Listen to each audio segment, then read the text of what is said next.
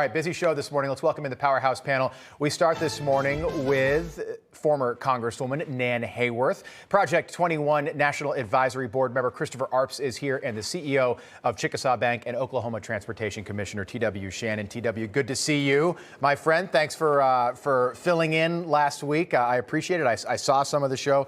T.W., as they say, you are a natural on the white couch. Well, Rob, you're kind. It was a privilege of a lifetime to be there with Sarah and Alex and the rest of the team. But I got to tell you, my ego hasn't been the same. To sit in that seat of power for 3 days, I came back to Oklahoma, and I require everybody to refer to me as Emperor now. So it's really unnatural. I got to be honest. When I saw the pictures that you would post with like Alex and Sarah or Christina, there was a touch of jealousy. I was supposed to be like enjoying family vacation, and I'd look at the picture and be like, oh.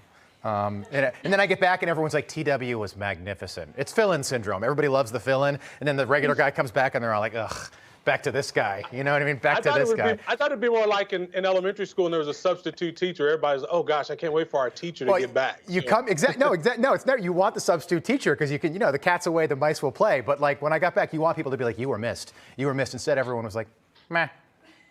TW did a really I know good better job. than that. Yeah. Good to see you guys. Nan, great to have you back on this morning. Today, obviously, the one-year anniversary of what happened at the U.S. Capitol building a year ago. Joe Biden and Kamala Harris are going to address the nation at 9 o'clock Eastern this morning. And we have some of the transcript from the president's speech. But the president, Joe Biden, is going to say that his predecessor, Donald Trump, carries a singular responsibility for the deadly January 6th attack. When he marks the anniversary in just a couple of hours. Of course, we'll have that here on Newsmax. Nan, we'll start with you. You served at the U.S. Capitol as a member of Congress.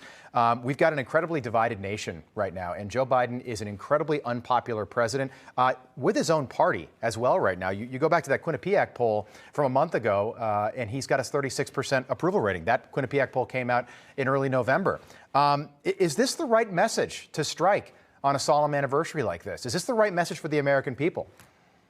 No, Rob, this is the Biden administration's, Biden handlers, Biden's desperate attempt to change the subject. And nothing is going to resolve the issues that his mismanagement of everything that the president has to do, including he promised, remember, he was going to defeat the COVID virus. Well, we don't even have the tests that he promised he would get for the American people. His Afghanistan failure was a dreadful stain on American history and a terrible embarrassment and dereliction. Inflation is keeping Americans from being able to provide for their families the way they need to. So to try to change the focus to Donald Trump makes no sense at all, except politically as a desperate measure by Joe Biden and his handlers. It's a good point. And I think, I had CNN on this morning. I was curious how they would cover it. Obviously, they are going wall to wall. This is the Super Bowl for CNN. And I think that people are curious, how's Newsmax going to cover this today? Well, I will tell you, what happened 1 year ago was, and we've said this for a year, a national disgrace that was condemned on that day and every day after by both sides. So if you watch Newsmax, we condemned what was going on. If you watch CNN, they of course have done the same thing, and they've beat that drum, Chris, for the last year. So that brings me to my next question. How much of this do you think is actually about hurting Donald Trump politically, not only as we head into November, but also into 2024, because he could be a candidate again? Rob, I think this is about hurting Donald Trump politically, but I also think this is to help the Democrats in the midterm elections. They have no legislative accomplishments at all, and so they're going to try to paint the Republicans as being against voting rights and being a threat to democracy. This is all election year politics, and that's what we're going to see all day today, I think, from the vice president and the Democrats. TW, should some of the focus today, by the way, be on the just immense, tremendous lack of security at the Capitol a year ago? Why were the Capitol Police so unprepared for something like this? They had, as we've learned from FBI documents, they had ample warning that something might happen on January 6th.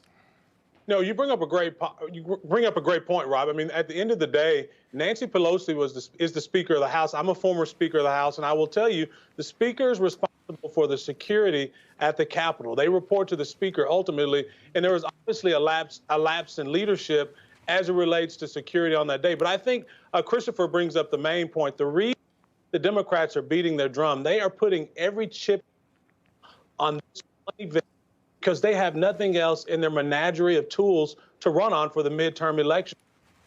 You've got retirements everywhere you look on the Democrat side because they know they have failed at governing. So now they're trying to create this faux outrage about January 6th, its significance, even going so far, Rob, to compare it to 9/11. Let me tell you, I'm from Oklahoma. I remember the Oklahoma City bombing. I know what terrorism looks like. I know what it means to be under a terrorist attack. This was not a terrorist attack. This was a protest that went out of because of security, and people have been held accountable. There are people that have already been prosecuted by the FBI. But the important thing I think to remember there is no one has been accused or charged with an insurrection. It's all been other lesser crimes. Yeah, and that type. TW, so you make a great point. So Oklahoma City bombing, obviously happening in the mid-'90s. Look at what happened just recently. Look at what happened in Waukesha, Wisconsin. That was tragic. Joe Biden never went there. More people died there. Those tornadoes in Kentucky and several other states. Absolutely. On January 6, 2020, it was a very, very tragic day. But it was not there. There was one death from a gunshot wound. Ashley Babbitt, unarmed, 35-year-old military veteran. She was shot by a security guard. There was one drug overdose and 3 from natural causes. 2 people had heart attacks. But one person was killed, and she was unarmed. And those comparisons to 9/11, we're out of time. I want to play you this soundbite. It was Matthew Dowd. TW, I'm glad you brought this up. It was from July 6th, so 6 months ago to the day. That comparison was made with who else but Joy Reid on MSNBC. Take a listen.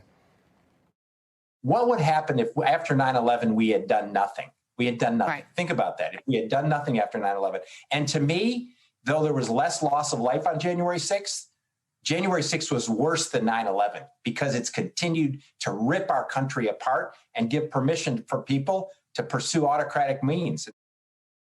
And if I were sitting in the chair opposite Matthew Dowd, I would have said, you know what? It wasn't, because 4 hours later, they went back to the Capitol and lawmakers certified the election. Nobody went back to the Trade Center towers and went back to work at the end of the day on 9/11. Panel, we'll leave it there. We'll pick it back up top of the hour. Great start this morning. Thank you.